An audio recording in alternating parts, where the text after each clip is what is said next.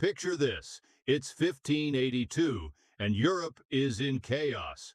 It had been a great run, having seen a new age in global exploration, a scientific revolution, and the cultural enlightenment of the Renaissance. It had a lot going for it. But something was wrong. Something was off. And it was the calendar. To set the stage, Europe had been following the Roman calendar laid down by Julius Caesar many centuries earlier, and for the most part, it was keeping things going fairly well. It got the majority of Europe in agreement as to what day of the year it was. The only drawback was you no longer had an excuse if you forgot that yearly anniversary. But suddenly, not everything was going well with Father Time. The last few decades had seen Easter doing the electric slide all over the place, and one could have sworn that the equinoxes were playing hide-and-seek with each other. And it seemed to only be getting worse as time went on. For as it turns out, the Romans had miscalculated the length of the solar year by a whole 11 minutes. That may not sound like a big deal, but over time this miscalculation had snowballed into quite a derailment of our timekeeping. So back in Italy, Pope Gregory XIII had had enough of this untimely nonsense, got on his papal bull, and declared that the calendar would be reformed. And that meant jumping the calendar ahead by a whole 10 days. So on that evening, the people of France went to bed. And when they awoke the next morning, were now 10 days older but not any wiser, and they answered with a mass hysteria. People ran through the streets thinking they had been asleep for 10 days, and it's rumored that it took 3 cups of coffee before they could even come to their senses, some even more.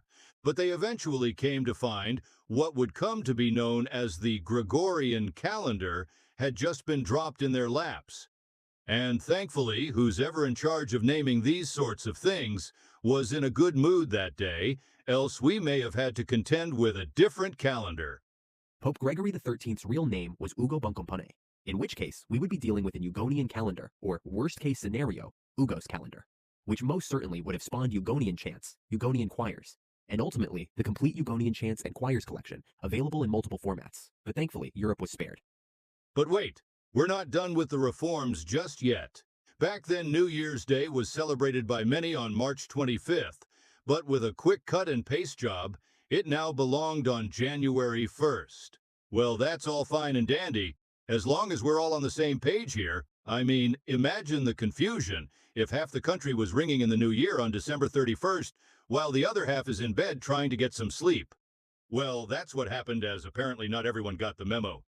Labeled as fools for being 3 months late to the party, and eventually April Fools, they soon found themselves on the receiving end of more jokes than Charlie Sheen at a Hollywood roast. And boy, they sure knew how to get 'em. One of the most popular jokes at the time was, get this, cut a fish out of paper and stick it on the back of a passerby. Well, I guess you had to be there.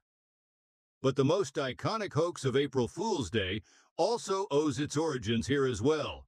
This day became infamous for spreading rumors and false news, and those gullible enough to believe this gibberish were ridiculed and laughed at. Apparently, people really believed everything they heard back then, and they were quite easily fooled. But thank God we've wisened up and left that in the past. So the next time an April Fool's joke is pulled on you, let out a laugh and spit in their coffee.